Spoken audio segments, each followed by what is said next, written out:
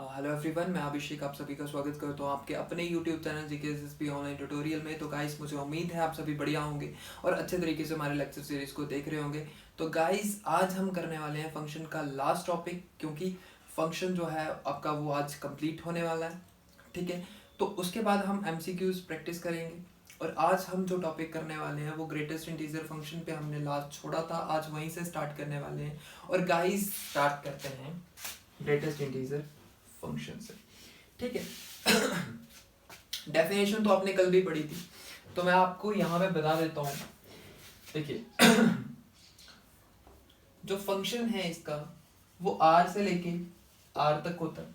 ठीक है, उसके बाद एफ ऑफ एक्स जो है वो किसके बराबर होता है, ये सिंबल है आपका ग्रेटेस्ट इंटीजर फंक्शन का। अब उसके बाद देखिए, अगर मैं एफ ऑफ 1.9 पुट करता हूँ, एफ ऑफ एक्स को एक्स की जगह अगर मैं 1.9 पुट करता हूँ, तो यहाँ पे जो मेरा आंसर आएगा 1.9 तो आएगा, लेकिन अगर मैं ये सिंबल हटा दूं, ग्रेटेस्ट इंटीजर फंक्शन का जो सिंबल है उसको हटा दूं, तो फिर इसका आंसर क्या आएगा, 1 आएगा। ठीक है, इसका आंसर क्या आएगा, 1 आएगा। अब ध्यान से देखिए, इसको हम करते कैसे, तो इसके लिए एक चीज याद रखिए, left hand side first immediate integer,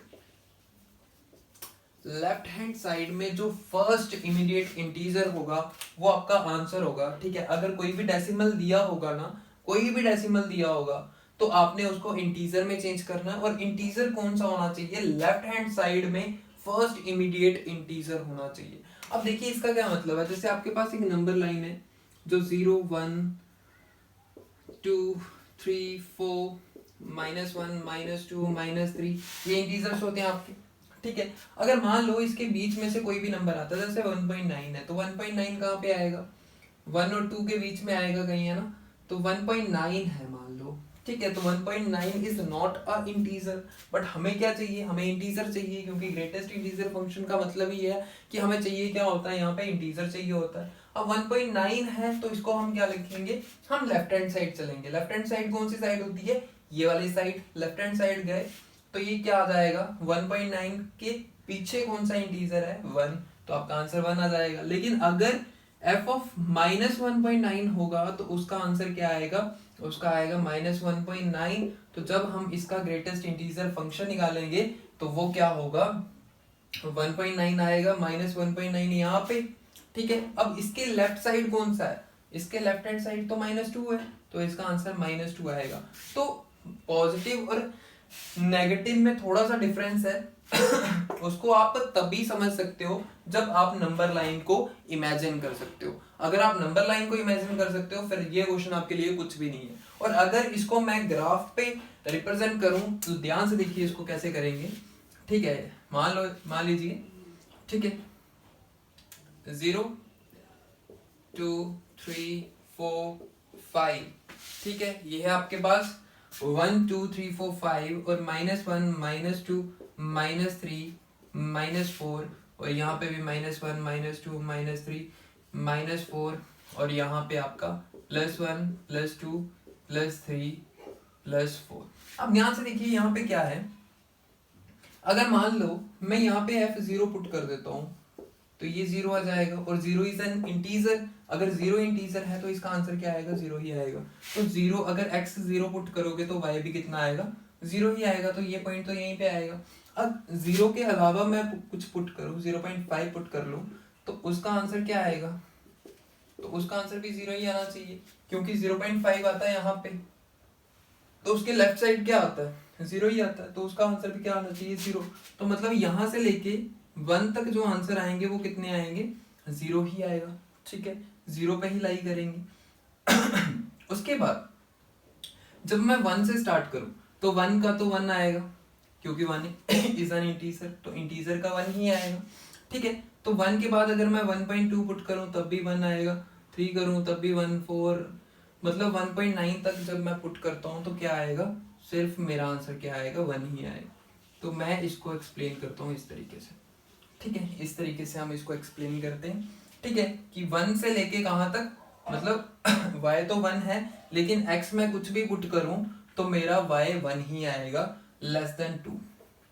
इसको मैं इस तरीके से लिख सकता हूं कि अगर मैं 1 less than x less then 2 put करूं तो उसका आंसर मेरे y की क्या वैल्यू आएगी, y की वैल्यू जो आएगी वो हमेशा 1 ही आएगी। ये समझ आ रही है कि 1 less than equal to x, मतलब 1 से,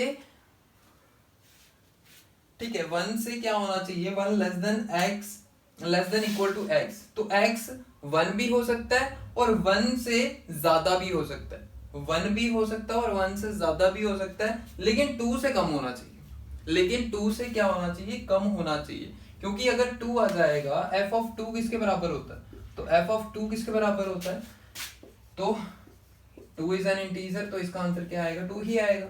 लेकिन 2 से पहले जितने भी नंबर आएंगे उनका क्या आएगा, उनका आंसर 1 आएगा, उनकी y की वैल्यू कितनी आएगी, 1 आएगी। ठीक है, तो इसको मैं इस तरीके से एक्सप्लेन करूंगा और 2 के ऊपर मैं ये बना दूंगा।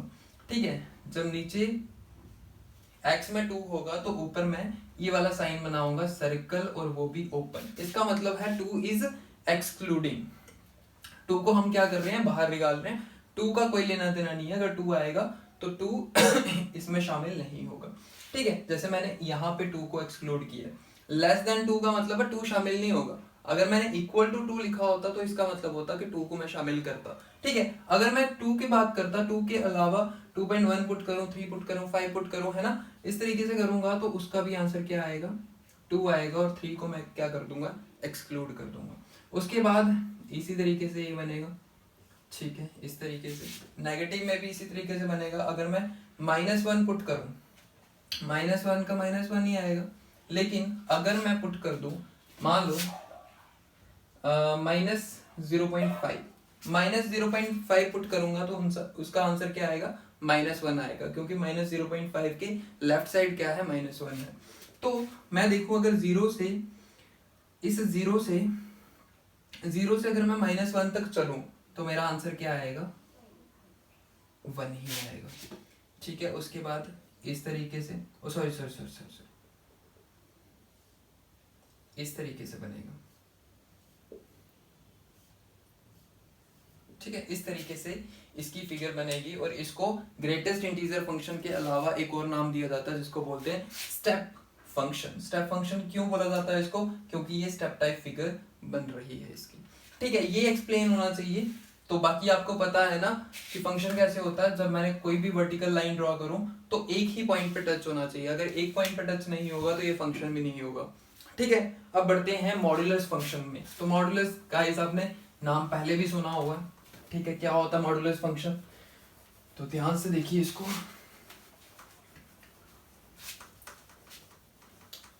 अगर मैं बात करूं मॉड्यूलस फंक्शन की,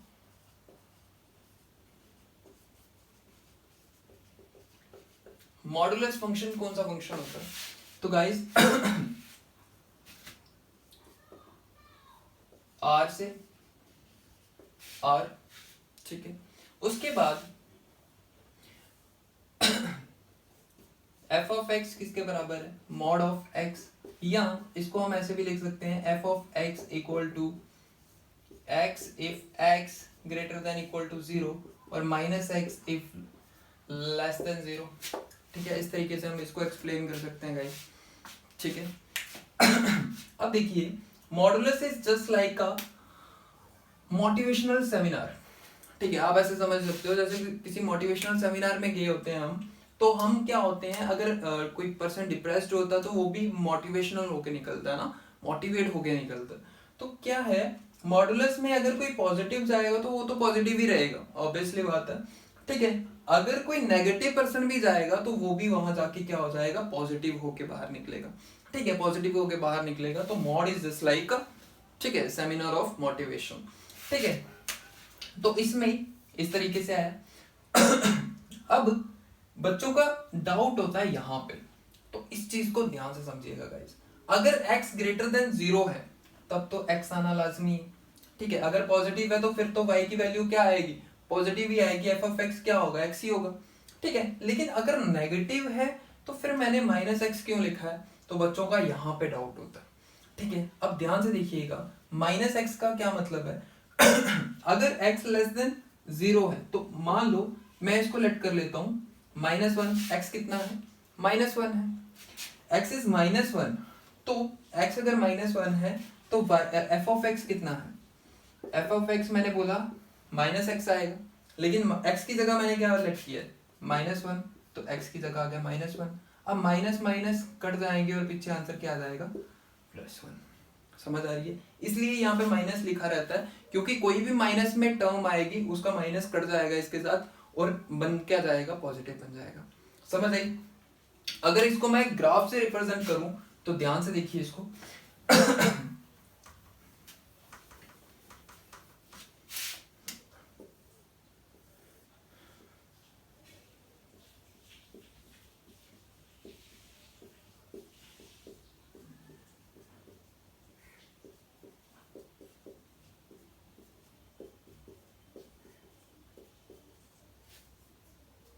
ठीक है, इस तरीके से ग्राफ है आपके पास, और अगर मैं 0 पुट करूंगा तो 0 का तो 0 ही आएगा, ठीक है, 0 का 0 ही आएगा। अगर मैं 1 पुट करूंगा तो 1 पॉजिटिव है, पॉजिटिव का तो पॉजिटिव ही रहेगा। 2 पुट करूंगा तो 2 भी पॉजिटिव ही रहेगा। 3 पुट करूंगा तो वो भी पॉजिटिव, 4 भी पॉजिटिव, सॉरी 4 भी पॉजिटिव आएगा, 5 भी पॉजिटिव आएगा। इस तरीके से यहाँ पे पॉजिटिव वाली साइड तो इस तरीके से बन जाएगा। लेकिन अगर ये नेगेटिव आ जाए, अगर x को मैं नेगेटिव पुट करूं, -1 पुट करूंगा तो उसका भी क्या आएगा, y की वैल्यू पॉजिटिव आएगी। -2 पुट करूंगा तो 2 आ जाएगा, -3 पुट करूंगा तो 3 आ जाएगा, -4 पुट करूंगा तो 4 आ जाएगा, -5 पुट करूंगा तो 5 आ जाएगा। तो नेगेटिव साइड भी कैसी बनी समझ आ रही। तो मॉडुलस का ग्राफ इस तरीके से बनता है। और अगर आपने फंक्शन चेक करना है तो एक वर्टिकल लाइन ड्रॉ करके देख लीजिए, यहाँ पे एक ही पॉइंट पे टच होगी, तो अगर एक पॉइंट पे टच होती है तो उसको हम क्या बोलते हैं, फंक्शन बोलते हैं। ठीक है गाइस, मुझे उम्मीद है ये क्लियर हुआ होगा। अब बढ़ते हैं आगे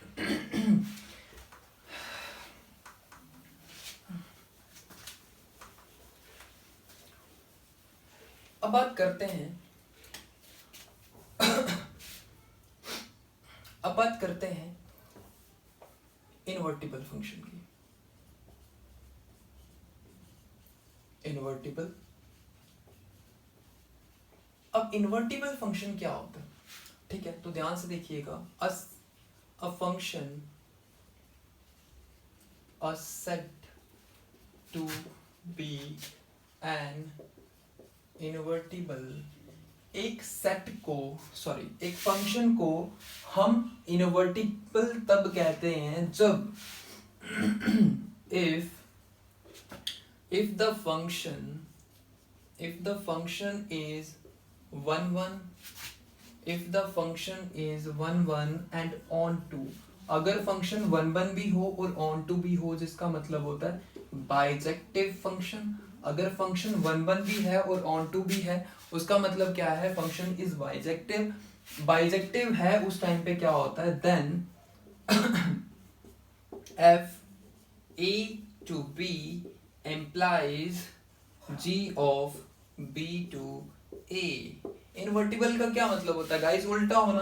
तो यहाँ पे क्या होगा, जो पहले डोमेन था अब वो कोडोमेन बन जाएगा, जो कोडोमेन था वो डोमेन बन जाएगा। और g is just like, g is opposite to f। इसका मतलब क्या है, g is equal to f inverse. g किसके बराबर है, f इनवर्स। इसको आप ऐसे भी समझ सकते हो कि f of x equal to y होता था, ठीक है। अगर ये 1 1 है और ये f of x equal to y है, तो इसका इन्वर्टिबल क्या होगा, f inverse of y equal to x। और f इनवर्स को हम बोलते हैं g of y equal to x। ये होता है क्या गाइस, ये होता है इन्वर्टिबल फंक्शन। और इन्वर्टिबल उसी टाइम पॉसिबल है जब आपका जो फंक्शन है वो बाइजेक्टिव हो। अगर फंक्शन बाइजेक्टिव नहीं है तो उसको आप उल्टा नहीं कर सकते, उसका आप इन्वर्टिबल नहीं बना सकते। तो क्लियर है गाइस, ठीक है। अब बढ़ते हैं इसकी एग्जांपल पे। तो अगर मैं इसकी एग्जांपल की बात करूं,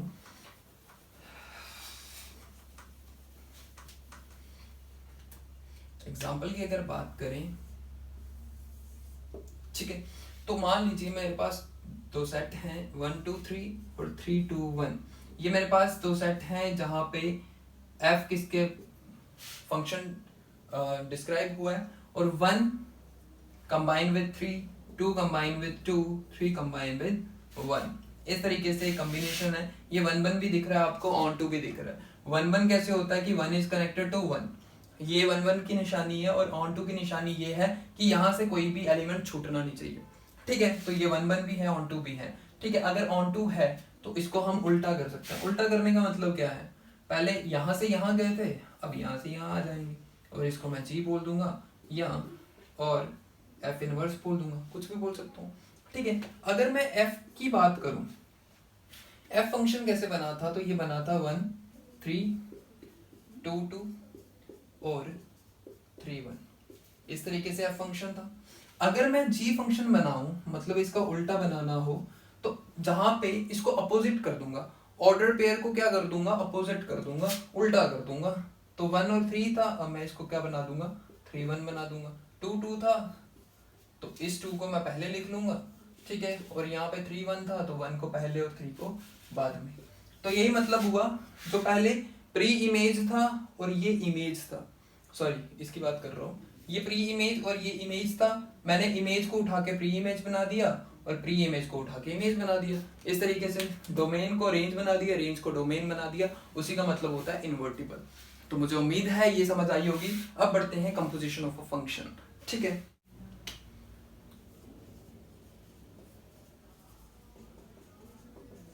composition of a function, function का कंपोजिशन कैसे निकलता है, तो भाई उसको ध्यान से देखिएगा।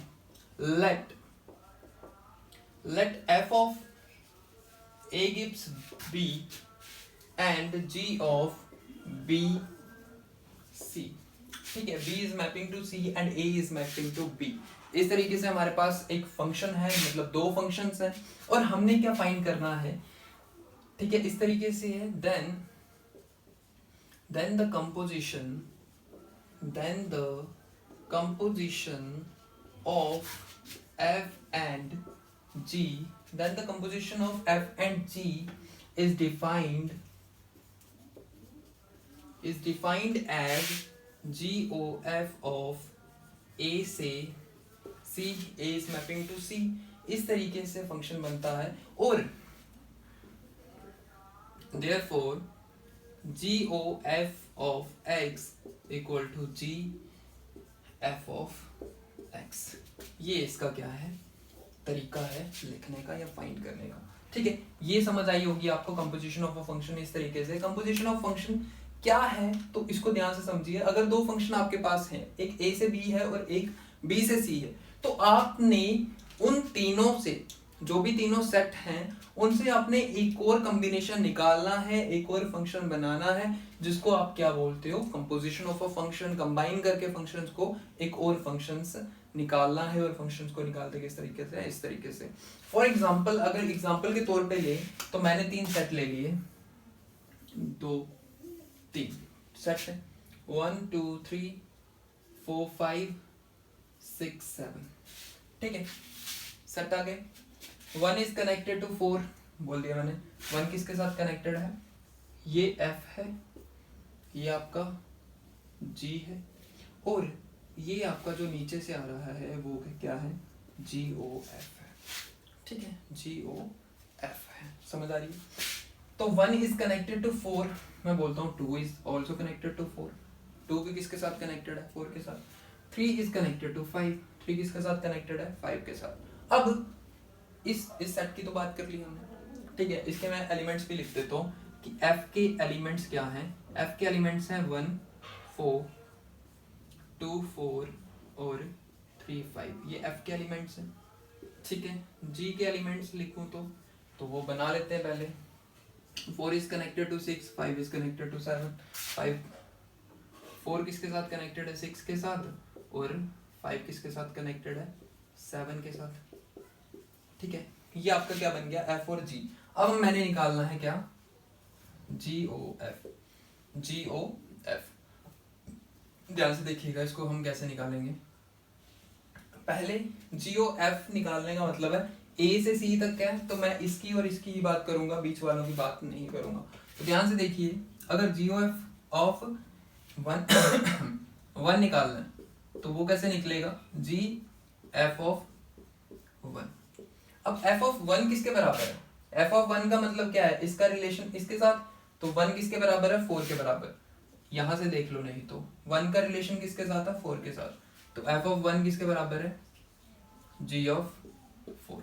ये हो गया, ठीक है। अब जी ऑफ 4 किसके बराबर है, जी ये है, 4 ये है, जी के 4 का कॉम्बिनेशन किसके साथ है, जो इसके साथ रेंज लगी हुई है, जो इसके साथ इमेज है, तो क्या है, 4 किसके बराबर है, 6 के बराबर, ठीक है, समझ आ रही है। अब उसके बाद जीओ एफ ऑफ 2 निकालना है, तो 2 का कॉम्बिनेशन किसके साथ है, जी एफ ऑफ 4 के साथ, सॉरी एफ ऑफ 2 ही लिखते हैं पहले, तो जी एफ कहाँ पे, यहाँ पे, 2 कहाँ पे, यहाँ पे, 2 के साथ कौन सा जुड़ा हुआ है, 4, तो हम क्या लिखेंगे, यहाँ पे 4 लिख देंगे।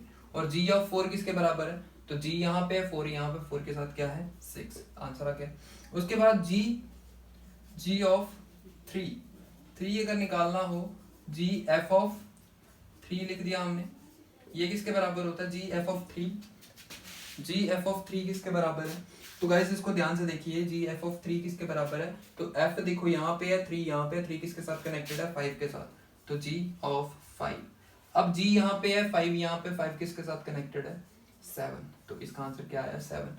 अब अगर आपने इसको भी अलग से सेट बनाना है, इसको भी अलग से कंबाइन करना है, तो आप लिखोगे जी ओ एफ किसके बराबर है, ठीक है, इसको भी सेट में अरेंज करोगे, तो ये बन गया 1 और 6,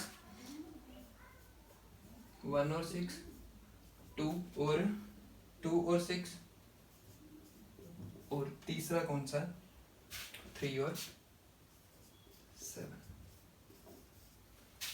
3 और 7। तो मुझे उम्मीद है आपको ये क्लियर हुआ होगा।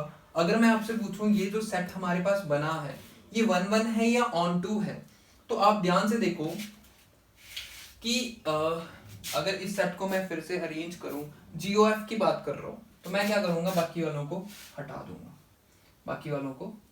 हटा दूंगा, बीच वाले जो थे उनको मैंने हटा दिए, सिर्फ मैंने कौन से सेट रहने दिए, ए और सी। तो 1 इज कनेक्टेड टू 6, 1 कनेक्टेड है 6 के साथ, 2 इज कनेक्टेड टू 2 भी कनेक्टेड है 6 के साथ, 3 इज कनेक्टेड टू 7। क्या ये 1 1 है, तो 1 1 का मतलब होता है 1 इज कनेक्टेड टू 1, लेकिन यहाँ पे 2 ऐसे हैं जो एक के साथ कनेक्टेड है, तो ये 1 1 नहीं होगा, ये कौन सा होगा, मैनी 1 होगा। क्या होगा ये, मैनी 1 होगा। ऑन टू है, ये ऑन टू का मतलब है कि यहाँ पे कोई भी एलिमेंट खाली नहीं बचना चाहिए, तो कोई भी खाली नहीं बचा हुआ, मैनी 1 है बट साथ में क्या है, ऑन टू है, समझ आई। तो मुझे उम्मीद है आपको क्लियर हुआ होगा। अब पढ़ते हैं आगे।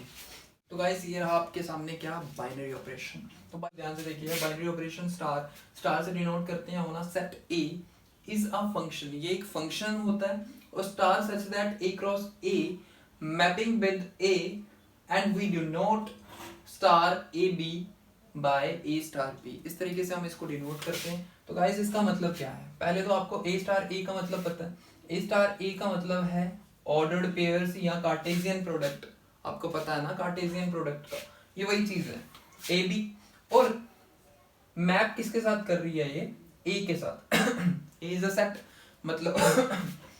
मतलब ये है बाइनरी ऑपरेशन का मतलब है, हम जो भी ऑपरेशन हम बचपन से पढ़ते आ रहे हैं, प्लस हो गया, माइनस हो गया, मल्टीप्लिकेशन हो गया, डिवाइड हो गया, ये जो फंक्शंस हैं, ये जो ऑपरेशंस हैं, इनको ही हम बाइनरी ऑपरेशन कहते हैं, या इनके अलावा कुछ और भी फंक्शंस होते हैं, कुछ और भी ऑपरेशंस होते हैं। तो अगर वो ऑपरेशन हम अप्लाई करेंगे तो फिर हमें मिलना क्या चाहिए, जो भी एलिमेंट्स मिलने चाहिए वो इसी सेट को बिलोंग करते होने चाहिए, ठीक है, इसका मतलब ये है, ठीक है। तो आपको पता है अगर मैं ए प्लस बी करूंगा तो जो मुझे मिलेगा, ए प्लस बी मान लो ये भी 1 है और ये भी 1 है, तो मुझे आंसर क्या मिलेगा, 2।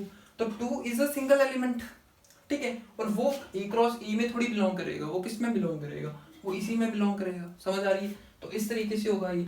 अब इसकी डेफिनेशन तो आपने पढ़ ली, और इसके अलावा यहाँ पे कुछ प्रॉपर्टीज हैं, उनको भी आप एक दफा देख लीजिए। तो प्रॉपर्टीज क्या है, प्रॉपर्टीज है सबसे पहले कम्यूटेटिव कम्यूटेटिव प्रॉपर्टी की अगर मैं बात करूं इसका मतलब है कि अगर A star B is equal to B star A for all AB belongs to A।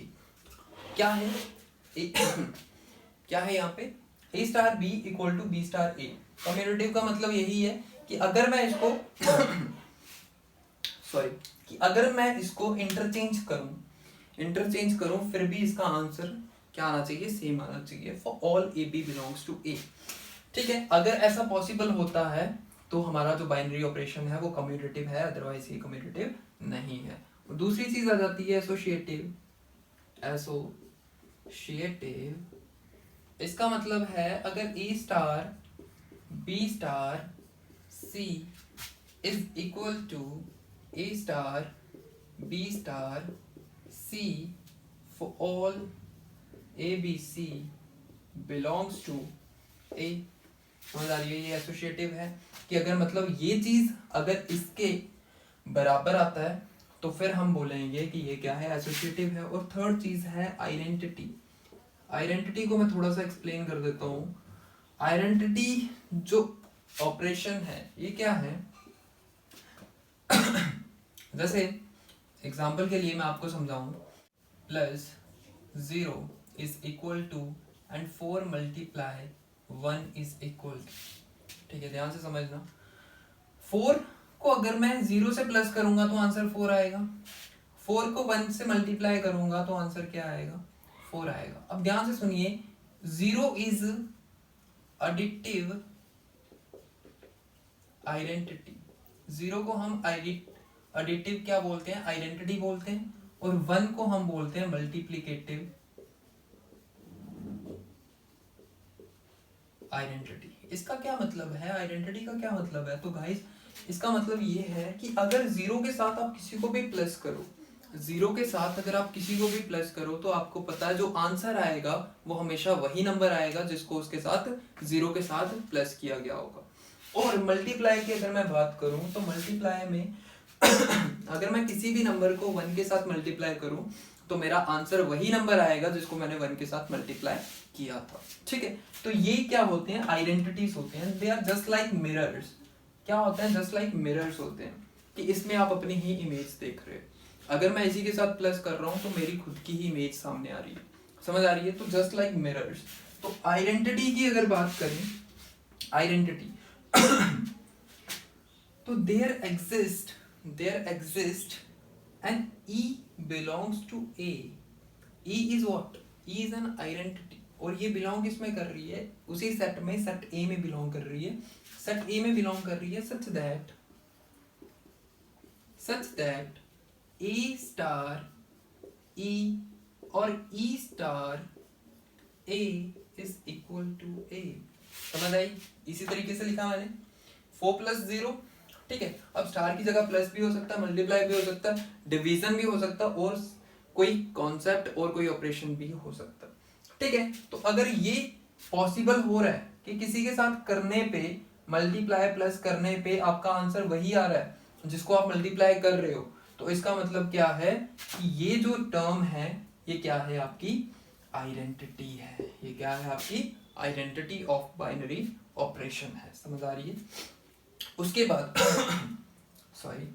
उसके बाद for all A belongs to A, सभी ए के लिए ये पॉसिबल होगा। फोर्थ चीज आ जाती है इनवर्स। अब इनवर्स क्या चीज है गाइस? तो अगर आपको आइडेंटिटी का पता है तो आपको इनवर्स का भी पता चल जाएगा। अब ध्यान से देखिए इनवर्स क्या होता है। तो उसके लिए आपको फिर से एक एग्जांपल देता हूं। 4 multiply 1/4 is equal to 1 and 4 plus -4 is equal to 0। यहाँ पे मल्टीप्लाई है, यहाँ पे मल्टीप्लिकेटिव आइडेंटिटी है, यहाँ पे प्लस है, यहाँ पे एडिटिव आइडेंटिटी है। अब आप देख रहे हो कि जब भी मैं 4 को उसके अपोजिट के साथ, 4 का अपोजिट क्या है, मल्टीप्लाई में अगर कोई ऊपर टर्म है वो मल्टीप्लाई में, नीचे वाली डिवाइड में होती है। ठीक है, ये दोनों टर्म्स क्या है, एक दूसरे के अपोजिट है। तो अपोजिट है तो इसका आंसर क्या आएगा, 1 आएगा। 4 और -4, अगर मैं प्लस की बात करूं, 4 और -4 आपस में क्या होते हैं, उल्टे होते हैं। अगर ये उल्टे होते हैं तो इसका आंसर क्या आएगा, 0 आएगा। क्या आएगा, 0 आएगा गाइस, समझ आ रही है। और 0 और 1 क्या है, ये आपके अगर ऐड कर रहे हैं तो ये एडिटिव आइडेंटिटी है, और अगर मल्टीप्लाई कर रहे हैं तो ये मल्टीप्लिकेटिव आइडेंटिटी है। इनवर्स को ध्यान से समझिए, अगर A बिलोंग्स टू A है, A किसको बिलोंग कर रहा है, A को, then there exist B belongs to A, B भी किसको बिलोंग कर रहा है, A को ही बिलोंग कर रहा है, such that B belongs to A, such that A star B is equal to B star A is equal to E is equal to E। अगर ये चीज पॉसिबल होती है तो आप बोल सकते हो B is what, B is an inverse of binary operation, B is what, inverse of binary operation, या इनवर्स ऑफ दिस नंबर, इस नंबर का क्या है, इनवर्स है। ठीक है, तो ये आपको एक्सप्लेन हुआ होगा, समझ आई होगी, अंडरस्टैंड हुआ होगा अच्छे से। अब बात करते हैं एग्जांपल्स की। ठीक है गाइस, तो गाइस ये रहे आपके पास एग्जांपल्स किसकी, बाइनरी ऑपरेशन पे। Let star is a binary operation, star एक बाइनरी ऑपरेशन है on set of all non zero real numbers given by a star b equal to ab upon 5 for all ab for all AB belongs to R minus 0, मतलब 0 को exclude कर रहे हैं हम, 0 को क्या कर रहे हैं, एक्सक्लूड कर रहे हैं, समझ जाना। ठीक है, एक्सक्लूड करने का मतलब है शामिल नहीं कर रहे हैं हम। ठीक है, तो फाइंड करना है हमने, x फाइंड करना है, गिवन ये चीज हमें गिवन है और हमने फाइंड क्या करना है, फाइंड करना है x की वैल्यू। तो हम क्या करेंगे, इसको उठाएंगे। ठीक है, अब आपने देखा कि हमारे पास ये रिलेशन है, ठीक है, x स्टार 10। अब x स्टार 10 इसी की तरह हम यूज करेंगे, x ये हो गया, स्टार ये हो गया और 10 ये हो गया। ठीक है, तो हम अगर इसका यूज करेंगे तो a star b a b के बराबर है, a b मतलब a मल्टीप्लाई b, तो हम इसको ऐसे लिख सकते हैं, 2 को लिख दिया यहाँ पे, स्टार लिख दिया यहाँ पे, और उसके बाद हमने लिख दिया x मल्टीप्लाई 10 अपॉन 5 लिख सकते हैं। ठीक है, इसका यूज करके, और इक्वल टू किसके आ गया, 10 के। ठीक है, अब आपको पता है 5 2 सा कितना होता है, 10 होता है। ठीक है, उसके बाद आपने क्या किया, यहाँ पे क्या आ गया, 2 star 2x, 2 star 2x equal to 10। 2 star किसके बराबर है, 2x के बराबर। अब 2x आप देख रहे हो, यहाँ पे क्या होगा, मल्टीप्लाई होगा। ठीक है, ए बी मल्टीप्लाई होते हैं, तो मल्टीप्लाई होगा तो ये क्या बन जाएगा, 2 multiply 2x upon 5 equal to 10। ठीक है, उसके बाद हमने देखा तो ये क्या बन गया, ये बन गया 4x अपॉन 5 इक्वल टू 10। अब x को हमने छोड़ दिया अकेला, तो 4 अपॉन 5 यहाँ पे इस तरीके से दूसरी साइड जाएगा तो 5 अपॉन 4 बन जाएगा, तो ये बन गया 5 अपॉन 4। तो उसके बाद इसको क्या करेंगे, 2 के साथ गया ये 5 के साथ गया, ये 25 अपॉन 2 आ गया, मतलब इसका क्या आंसर आया, 12.5 इसका आंसर आया। अगर x का आंसर क्या निकला, 12.5। ठीक है, तो यहाँ तक ये हो गया। अब बढ़ते हैं सेकंड एग्जांपल की तरफ। इसमें क्या करना है, तो गाइस इसमें star is a binary operation on n given by a star b equal to LCM of ab। LCM है ab का, a स्टार b किसके बराबर है, एलसीएम ऑफ ab। तो ab का एलसीएम है तो मतलब इसका भी हम एलसीएम ही लेंगे, एलसीएम ऑफ 5 and 7। तो 5 और 7 का एलसीएम किसके बराबर होता है, तो 5 7 सा 35, तो ये आपका क्या होगा, आंसर होगा। ठीक है, तो गाइस मुझे उम्मीद है जो भी हमने आज पढ़ा है आपको अच्छे से समझ आई होगी। अगर कहीं पे कोई भी डाउट है तो गाइस आप मुझे कमेंट सेक्शन में ज़रूर बताइएगा। ठीक है, और बाकी स्टैटिस्टिक्स की वीडियोस भी आपको जल्दी ही प्रोवाइड होंगी, मे बी आपको आज ही इसकी वीडियो मिल जाए। ठीक है, और उसके बाद बाकी ऑल द बेस्ट है गाइस, अच्छे से पढ़ते रहिए।